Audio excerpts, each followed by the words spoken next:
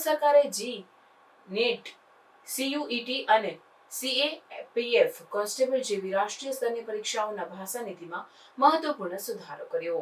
CAPF કોન્સ્ટેબલની ભરતી પરીક્ષાઓ ફક્ત અંગ્રેજી અથવા હિન્દીમાં જ લઈ શકાતી હતી, પરંતુ હવે ઉમેદવારો આ પરીક્ષાઓ 13 ભારતીય ભાષાઓમાં આપી શકે છે. આ પગલું સમાવેશિકતા અને પ્રાદેશિક ભાષા બોલનારાઓને સશક્ત કરવા તરફનું એક મહત્વપૂર્ણ પગલું ગણવામાં આવે છે, જે રાષ્ટ્રીય શિક્ષણ નીતિ 2020ના બહુભાષિકતા અને શિક્ષણ તથા રોજગારમાં ભાષાકીય અવરોધો ઘટાડવાના દ્રષ્ટિકોણને અનુરૂપ છે. આ નીતિમાં ફેરફારથી ગ્રામીણ અને અંગ્રેજી માધ્યમ વગેરેના ઉમેદવારો પર ખૂબ જ હકારાત્મક અસર થઈ છે, જેઓ અગાઉ ભાષા સંબંધિત મુશ્કેલીઓનો સામનો કરતા હતા. અમિત શાહના જણાવ્યા મુજબ લગભગ 95% ઉમેદવારો કોન્સ્ટેબલ પરીક્ષા તેમની માતૃભાષામાં આપી રહ્યા છે, જેથી તેમની આત્મવિશ્વાસ અને કામગીરીમાં વધારો થયો છે. બહુભાષી પરીક્ષાઓની સુવિધા દેશભરના વધુ ઉમેદવારોને આકર્ષિત કરશે, ડ્રોપ આઉટ દર ઘટાડશે અને વિવિધ પ્રતિભાઓ માટે તકો ખુલ્લી કરશે. આ સરકારના શિક્ષણ અને રોજગારને વધુ સુલભ અને સમાન બનાવવાના વ્યાપક ધ્યેયને પણ સમર્થન આપે છે. 13 ભાષાઓમાં પરીક્ષાઓ યોજવાનો નિર્ણય ભારતની ભાષાકીય વિવિધતા અને પ્રાદેશિક ભાષાઓને સન્માન અને પ્રોત્સાહન આપવાની સરકારની પ્રતિબદ્ધતા દર્શાવે છે. આ લાંબા સમયથી વિવિધ રાજ્યો અને ભાષાકીય સમૂહ દ્વારા વધુ પ્રતિનિધિત્વ અને માન્યતા માટે ઉઠાવવામાં આવેલી માંગોનો સીધો જવાબ છે. આ નીતિ ફક્ત વિદ્યાર્થીઓને જ નહીં પણ દેશની સાંસ્કૃતિક વિવિધતાને પણ મજબૂત બનાવે છે, કારણ કે તે માતૃભાષાનો ઉપયોગ અધિકારી અને સ્પર્ધાત્મક ક્ષેત્રોમાં પ્રોત્સાહિત કરે છે. આ શિક્ષણ, રોજગાર અને જાહેર વહીવટમાં વધુ સમાવેશિક નીતિઓ માટે પ્રેરણા બની શકે છે. કેન્દ્રીય ગૃહમંત્રી અમિત શાહે આ પહેલને ભારતીય ભાષાઓના ઉજ્જવળ ભવિષ્ય તરફનું એક મહત્વપૂર્ણ પગલું ગણાવ્યું છે. વિદ્યાર્થીઓને તેમની માતૃભાષામાં પરીક્ષાઓ આપવાની છૂટ આપીને સરકાર પ્રાદેશિક ભાષા બોલનારાઓમાં ગૌરવ અને સ્વાભિમાનની લાગણી વધારે છે. આ અભિગમ યુવાનોને ઉચ્ચ શિક્ષણ અને સ્પર્ધાત્મક કારકિર્દી તરફ આકર્ષિત કરશે, કારણ કે તેમની ભાષાકીય પૃષ્ઠભૂમિ હવે અવરોધ બનશે નહીં. આ પગલું એક ખરેખર બહુભાષી અને સમાવેશિક ભારતના દ્રષ્ટિકોણને સાકાર કરવા તરફનું એક મહત્વપૂર્ણ પગલું છે, જ્યાં દરેક નાગરિકને સફળ થવાની સમાન તકો મળે છે. जेईई, नीट, सीयूईटी ऐसी कई भाषाओं को अब 13 भाषाओं में इसकी परीक्षा ली जाती है. पहले कभी भी सीएपीएफ के कांस्टेबल की भर्ती में अंग्रेजी या हिंदी में ही आप कर सकते हैं.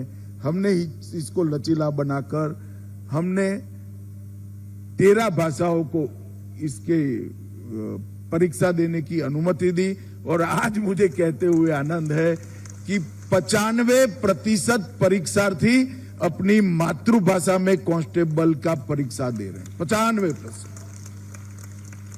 यही बताता है कि आने वाले दिनों में भारतीय भाषाओं का भविष्य कितना उज्जवल है.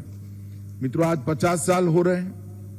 स्वर्ण जयंती मनाने के लिए हम इकट्ठा हुए हैं.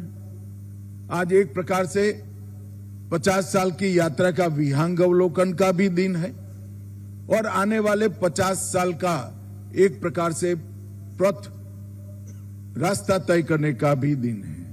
भारतीय राजभाषा, भारत सरकार के राजभाषा विभाग ने तय किया है कि हम आने वाले दिनों में हमारे अनुभाग, भारतीय भाषा अनुभाग के माध्यम से भारतीय भाषाओं को किशोरों की और युवाओं की भाषा बनाएंगे. हमारे किशोर और युवा भारतीय भाषा का उपयोग बढ़ाए, इसके लिए ये विभाग काम करेगा.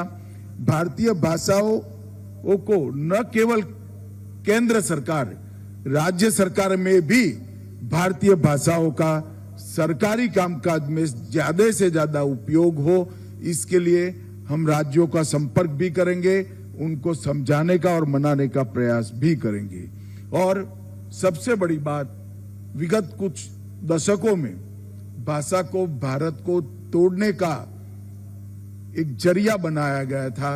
तोड़ नहीं पाए हैं, मगर प्रयास जरूर हुआ था. हमें सुनिश्चित करेंगे कि हमारी भाषाएं भारत को जोड़ने का सशक्त माध्यम बने, इसके लिए राजभाषा विभाग काम करेगा. मुझे विश्वास है मोदी जी के नेतृत्व में जो नींव डल रही है, वो नींव 2047 में एक महान भारत की रचना करेगी और महान भारत की रचना के मार्ग में हमारी भारतीय भाषाओं को उन्नत बनाएंगे, समृद्ध बनाएंगे, इसकी उपयोगिता बढ़ाएंगे और भाषाओं के माध्यम से हमारा समाज जीवन का आत्मगौरव पुनः प्रस्थापित कर हम महान भारत की रचना की दिशा में अग्रसर होंगे, इसका मुझे विश्वास है।